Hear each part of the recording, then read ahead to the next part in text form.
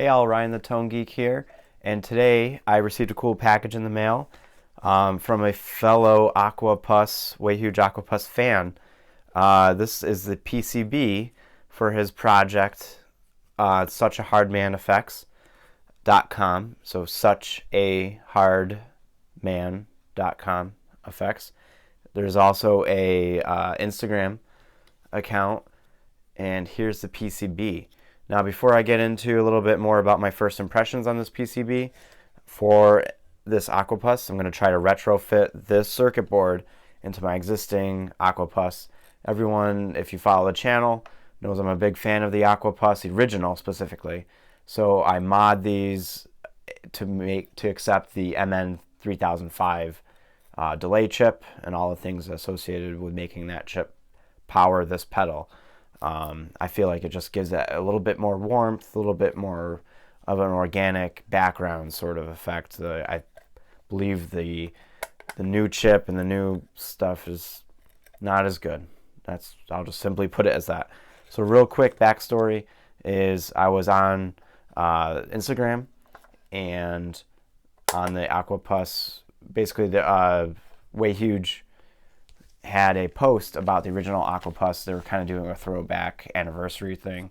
So I commented and asked, if they would consider a MN3005 reissue, maybe a special run or something. I just kind of threw it out there.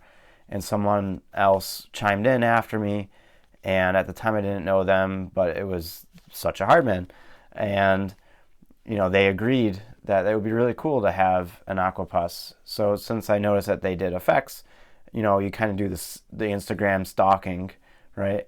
And I looked up their site and found out that they have this pedal called the Acqua Vitae.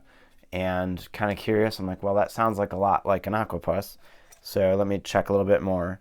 And so on the back of their card here, their business card, you see the Acqua Vitae. And it looks strangely like the AquaPuss. So I looked a little bit further, and they're out of Germany, or it's just a single gentleman, SuchAHardMan.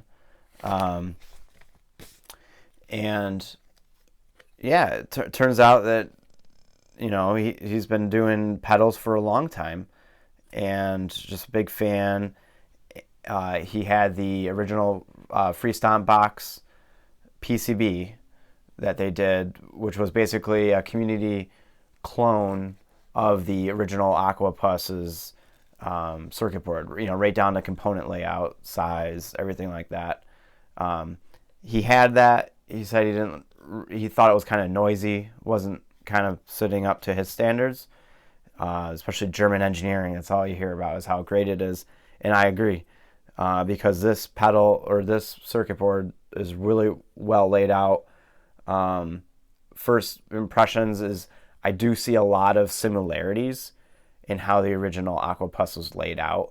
This is a little bit smaller form factor, of course, and just by comparison, I'm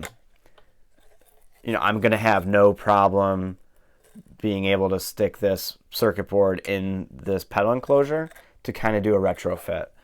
So I really like this enclosure. I've tried making my own in the past, and silk screening, it didn't work out, especially to get this nice kind of finish. It was well worth finding on I think Guitar Center actually had some used ones of these going for like $78. So totally fine for me using that as a donor chassis for projects like this. So everything is here on this throughout the next couple of weeks. I have some components left over from the AquaPusses that I've put together. And so I'll just start putting it together. It has all the things there, all the chips. This is just a one-for-one copy of the original. And I'm excited to put it together. Really high quality circuit board. So a couple millimeters thick. I mean, you can't beat it. So SuchAHardMan effects. I'm happy. It's really cool to meet someone online that shares a similar passion, especially down to the actual pedal, right? That I'm ever so obsessed with, or not really obsessed, but you know what I mean. looking forward to it. So stay tuned, subscribe.